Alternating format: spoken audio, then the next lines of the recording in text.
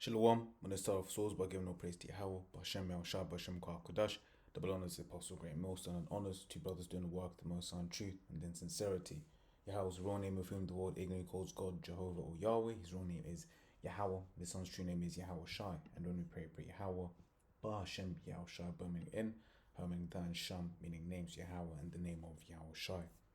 Real quick, this is inspired by, just Archeum, getting together, reasoning, fellowshipping, and growing together in the spirit, right? Because we are ultimately all that we have. We only have each other, right?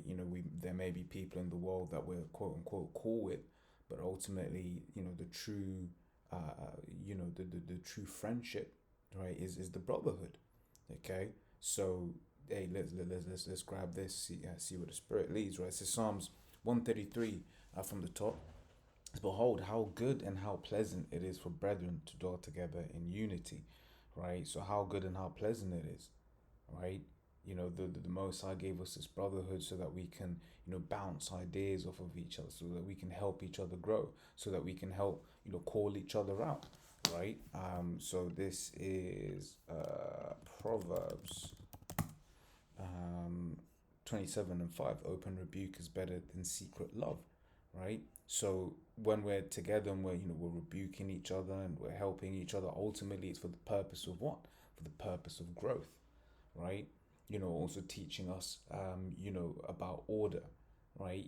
Where we may be arguing, we may have different relationships with each other, but ultimately it's about order and it's about respect, right? And loving and respecting one another.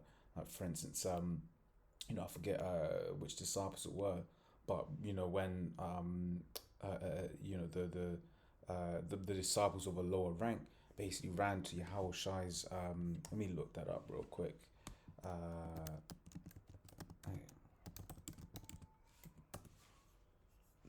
One sec. Let me grab it from here. Says John 20:3. Right, it says, Peter therefore went forth, and that other disciple came to the sepulchre. So they ran together, and the other disciple outrun Peter and came to the sepulchre. And he, stooping and looking in, saw the linen clothes, yet went he not in. Then cometh Simon Peter following him, and went into the sepulchre, and seeth the linen clothes lie. Right, and that was, just a thing of order.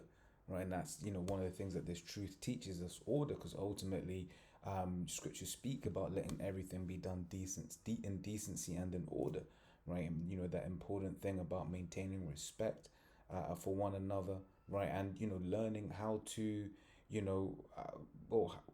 how to be with each other, right?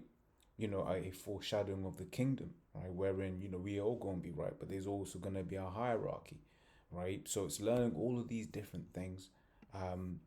All from just being together, right? Strengthening each other, fellowshipping with each other, right? And learning how to handle disagreements and disputes, because ultimately the Lord has us coming all from different walks of life, right? With different quirks, if you will, right? Different things that make us happy and different things that annoy us. Yet we have to maintain love, right, one to another. So carrying on, it says, it is like the precious ointment upon the beard that ran down upon, so Psalms 133:2, it is like the precious ointment upon the beard that ran down upon the beard, Salakia. It is like the precious ointment upon the head that ran down upon the beard, even Aaron's beard, that went down to the skirts of his garment, as the dew of Hermon, and as the dew that descended upon the mountains of Zion, for there Yahweh commanded the blessing, even life forevermore. Right, and I just quickly looked up the dew of Hermon, right? It says, and the dew of Hermon and the dew that descended upon the mountain of Zion, to which the psalmist refers, differs entirely from the ordinary dew of our country, and is a phenomenon peculiar to Palestine and the East. And even just thinking about that, I'm thinking about how the scriptures say in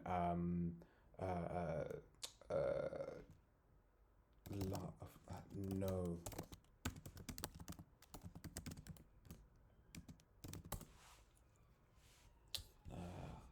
One sec, Salak, if you bear with me.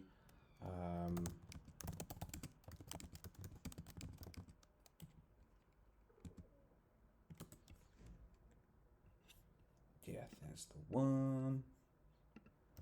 John 13. Right? It says John 13 and 35. By this shall all men know that ye are my disciples if you love one another.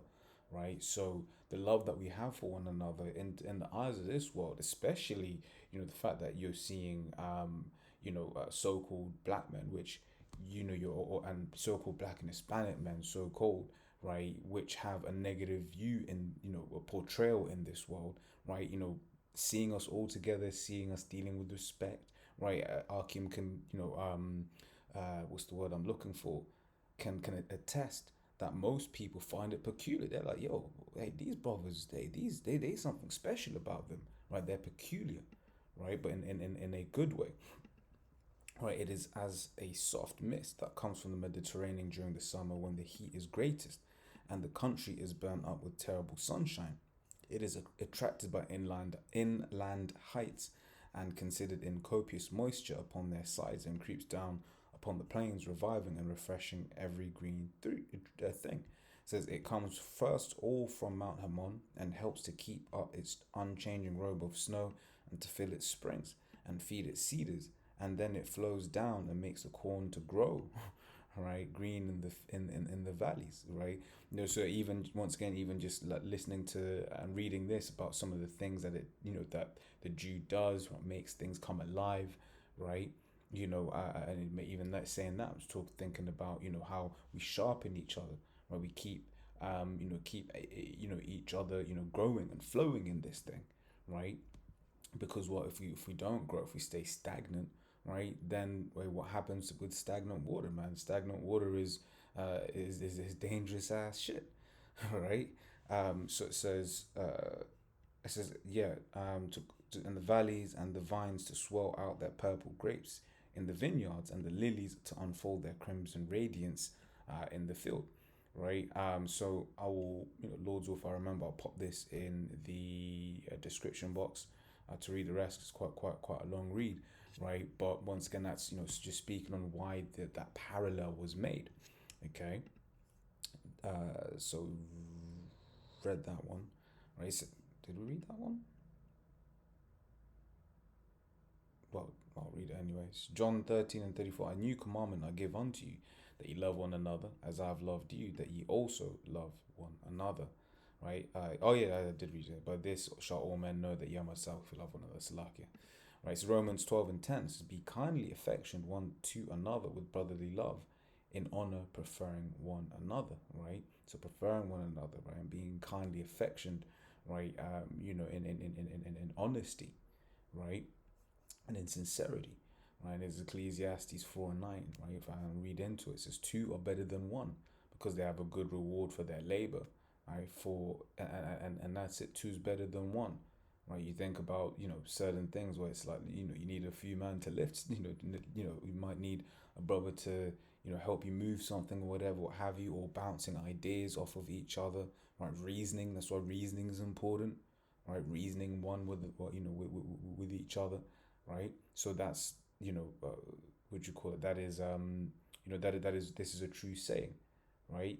You get certain people that want to do everything on their own, which don't certain things, as has been said, certain things, for instance, you keep to yourself, you deal with that between yourself and Yahweh Shem Shai. But then again, even then, that's not, you're not alone, right. You're seeking Yahweh Shem Shai, right. But with certain things, it's good to communicate and to deal, right, one with another, right. It says, for if they fall, the one will lift up his fellow, right. And that's it. Well, that's one of the things of brotherhood, right, is helping each other when we fall, right. And that's why Akim can think about times when they were low and brothers help to lift them up, right, through the spirit and power of Yahweh Shem Shai, of course. Right, so but woe to him that is alone when he falleth, for he hath not another to help him. Again, if two lie together, then they have heat. But how can one be warm alone? And if one prevail against him, two shall withstand him. And a threefold cord is not quickly broken.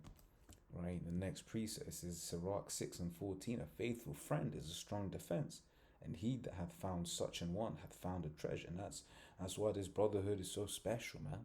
Because we help each other, we love one another, right? We handle things when we say help. We help each other in our, in our varying gifts, right? Because we all have gifts that we bring to this truth, okay? And we help each other to grow, and because ultimately we're all fighting for that same penny. We're all fighting in the hope that we will be saved. This is Ephesians 4 from the top. It says, I therefore, the prisoner of Yahweh, beseech you that Yahweh Hashem Yahshai, beseech you that you walk worthy of the vocation wherein ye are called, with all lowliness and meekness, with long suffering, forbearing one another in love, right? Because once again, on this topic of how we're all different, right? But yet we have to overcome those differences for the sake of this brotherhood, right? We're gonna do our best, to overcome those differences, right? So that we can ultimately, once again, fight for that same same crown, right? Still being respectful one to another, despite our differences, right? For instance, like Paul and Apollos had a difference, they had to, go their separate ways, but that they will still respect. Salakia, right? It says, endeavoring to keep the unity of the spirit and the bond of peace. This is but more in that same vein, right? This is Matthew 18 and 15. It says, moreover, if thy brother shall trespass against thee, go and tell him his fault between thee and him alone. If he shall hear thee, thou hast gained thy brother, right? So this is going into how, dealing with each other, right? If there's a fault, overcoming that fault, not like letting it fester, right? Letting schisms to start entering, within the body, right? Because once again, when you read, was it 1 Corinthians 12th chapter, it gives the allegory of the of this thing of ours, like being the human body, right? And each bit of our body has an important purpose, right? Each bit of our body, even the unseemly parts of our body, if they weren't there, like how would we how would we live, right? But the Lord has designed us perfectly, right? Just like he's designed this ministry, the brotherhood, perfectly, right? So no matter what it is, we all have an important part. But think about the times when you say you stubbed your toe, right? And how painful that is, right? Now imagine that as a schism, right? And how that means that the body isn't functioning properly. Notice how your whole walk changes, right? When when say one of your toes or something like that is injured, your whole walk changes. And that then because I believe I've seen this before, when, like, let's say, or I've heard people experience this before, let's say their right leg is in pain, so they lean more on their left leg, and before you know it, their left leg is in pain also, right? So that's what it's all about: balance, all about resolving issues, right? Not letting schisms enter into the body, right? And that's why, when we go back to the beginning, Psalms 133 and 1, behold how good and how pleasant it is for brethren to dwell together in unity, because that's a good antidote for that, right? You're just chopping it up with a brother, and everything is good, right? Everything is good, right? And if it's not, then that's where this comes in, right? And then where prayer as well, right? Because Satan jumps, right? Satan jumps on Archeum, right? On all of us, right? So it says, but if you will not hear thee, then take with thee one or two more, that in the mouth of 2 or 3 witnesses every word shall be established. This is Luke 17 and 3. Take heed to yourselves. If thy brother trespass against thee, rebuke him, and if he repent, forgive him. And that's it, right? Because once again, we're in this flesh, and that's one of the things you learn, in this brotherhood and being around each other, right? You learn, forgiveness, right? You learn repentance, right? In fact, it's one of the first things, because we're repenting to Yahweh Hashem Yahushai, right? But if we can't, as the parable goes, if we can't forgive, our brother, then how much more so shall Yahweh be required to forgive us? He's going to be, well, you couldn't forgive your brother, why should I forgive you? Okay, so that's just it. Because once again, we're in the flesh, and we all have different spirits, right? We all have a different a spirit, a different way of doing things, right? And we can't let little worldly things get in the way of that, right? Get in the way of the most beautiful thing in this thing of ours, which is the brotherhood, right? And that's why it says this in 1 Corinthians 14 and 20, brethren, be not children in understanding, right? Howbeit in malice be ye children, but in understanding be men. Right? Point I want there being howbeit in malice be ye children, i.e., when you see two children fight, right? They'll fight, and then like 10 seconds later, they're best friends again.